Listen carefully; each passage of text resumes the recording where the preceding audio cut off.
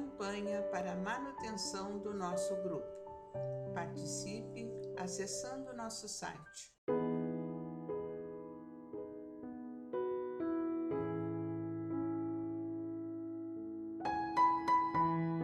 Olá, amigos! Olá, irmãos!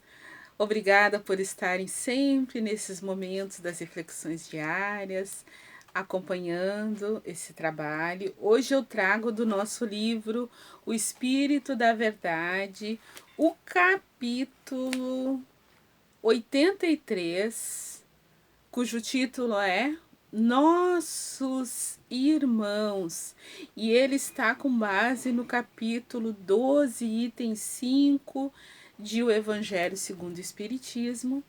Esse capítulo é o capítulo exatamente que tem o título de Amai os Inimigos.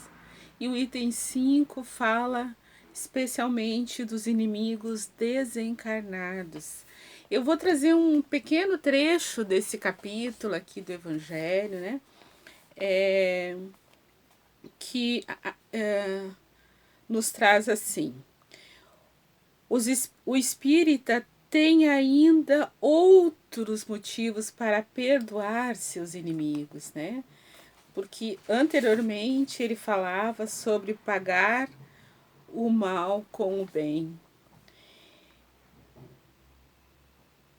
Ele sabe que a maldade não é o estado permanente dos homens, mas que ela é fruto de uma imperfeição temporária. Assim como a criança se corrige dos seus defeitos, o homem mau um dia reconhecerá seus erros e se tornará bom. O espírita também sabe que a morte apenas deixa livre da presença material de seu inimigo e que esse pode persegui-lo com seu ódio, mesmo após ter deixado a terra.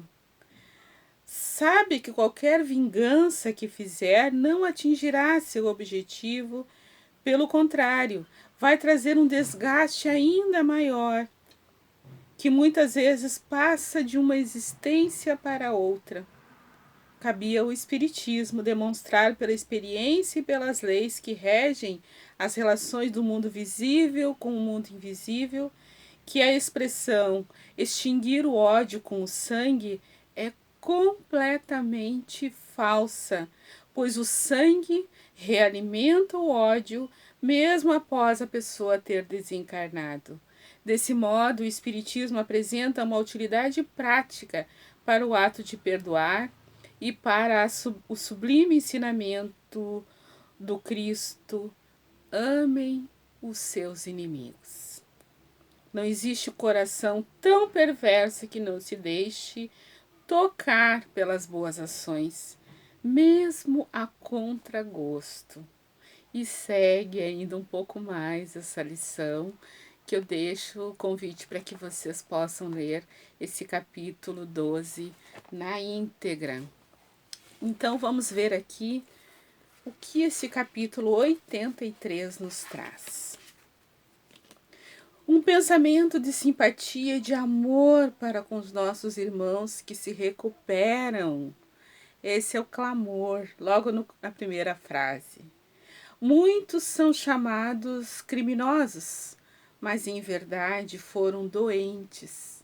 Sofriam desequilíbrios da alma, que se lhes encravaram no ser quais moléstias ocultas. Praticaram delitos, sim.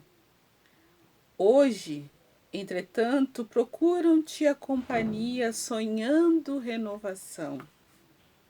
Amaram, ignorando que o afeto deve estar vinculado à harmonia da consciência, e amargaram terrível secura em labirintos de sombra, a suspirarem agora pelo orvalho da luz. Eram sovinas e sonegavam o pão à boca faminta dos semelhantes. Contudo, pretendem contigo o reingresso na escola da caridade. Acreditavam-se em regime de exceção, quando o orgulho lhes assoprava a mentira.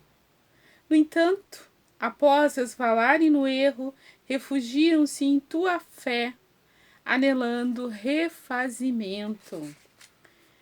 Renderam-se às tentações e foram pilhados na armadilha do mal. Todavia, presentemente buscam-te os olhos e apertam-te as mãos, ansiando esquecer e recomeçar. Não lhes fites o desacerto, alimenta-lhes a esperança. Não te animarias a espancar a cabeça de quem estivesse a convalescer. Depois da loucura, nem cortarias a pele em cicatrizes recentes. Enfermos graves de alma, todos nós fomos ontem.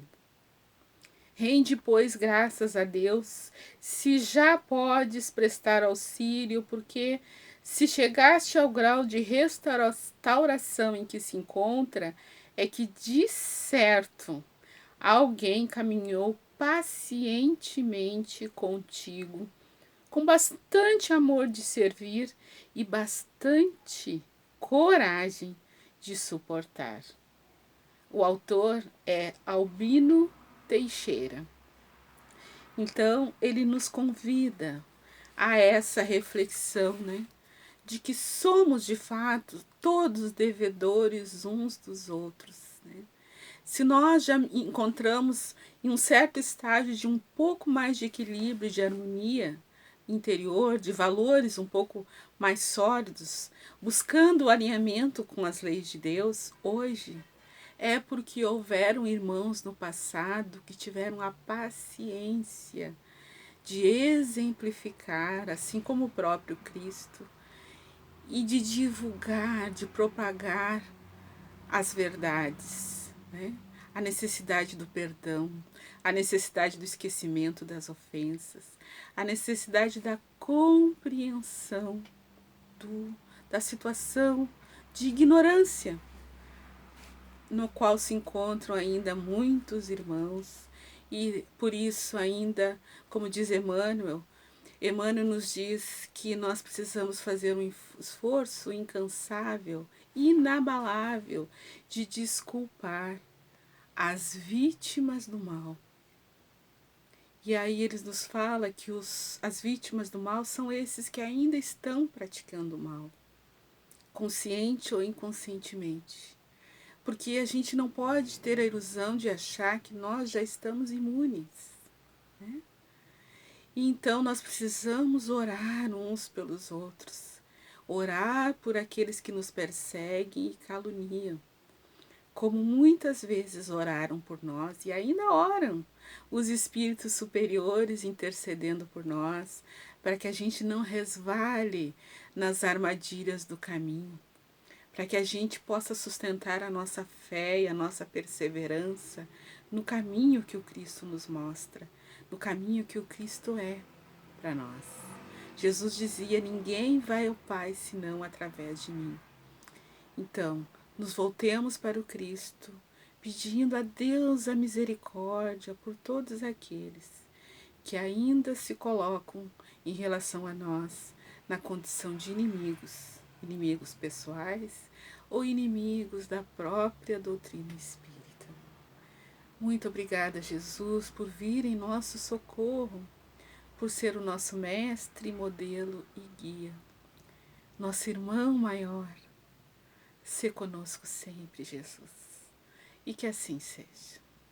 Campanha para a manutenção do nosso grupo. Participe acessando nosso site